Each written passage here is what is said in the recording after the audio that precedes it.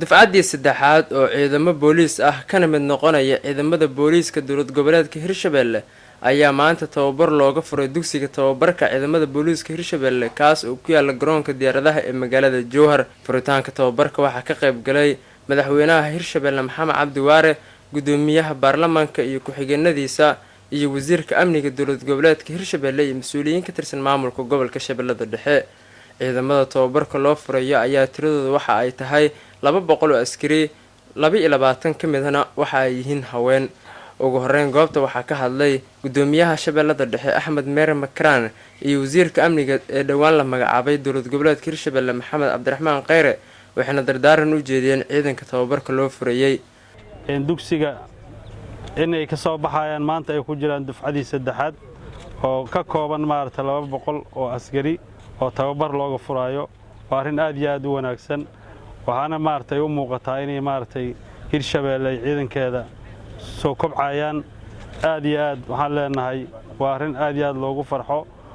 waxaan kula dardaarmayaa dhalinyarada Soomaaliyeed ee rag iyo dumar balle ee halkan igaga muuqato inay ka faa'iideystaan waxbarashada iyo aqoonta tababareed iyo mid maskaxiyan la siin doono, inay si dhab ah ugu faa'iideystaan maadaama ay yihiin booliiska dadka rasmiga ah ama ciidanka rasmiga ah ee sida dhow ugu warhayo shacabka, ula falgala shacabka. gudoomiyaha baarlamaanka Hirshabelle Sheekh Cusmaan Barre Maxamed ayaa dhankiisa asna goobta ka hadlay, wuxuuna bogaadin u diray ciidankan tababarka maanta loo furayay. runtii waxaan leeyahay aad iyo aad baan aan bogaadinaynaa ciidamada walaalaha AMISOM ee tababaraya ciidamada Hirshabelle ee ka shaqayn doona amniga iyo kala dambeynta iyo adeegada shacabka. marka waxaan leenahay aad baad u mahadsantihiin halka ka sii wada.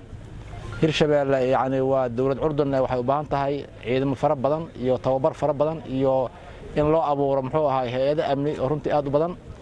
ugu dambeyn madaxweynaha Hirshabelle Maxamed Cabdi Waare ayaa ciidanka kula dardaarmay in ay noqdaan kuwo ka faa'iideysta tababarka loo sameynayo, isla markaana tababarka muddada ay ku jiraan ay noqdaan kuwo si wanaagsan u qaata tababarka.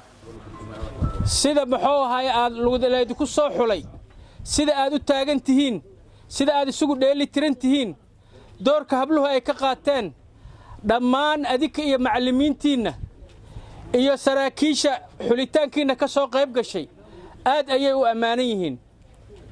waxaan rajaynaynaa tababarkan inaad uga faa'iidaysataan sida loogu talagalay oo ah dishibliin iyo dhaganuglaan iyo macallimiintoonad addeecdaan iyo wixii halkan aad ka barataan oo aad deegaanadii aad ka timideen oo aad ku noqon doontaan dadkiina ugu adeegtaan.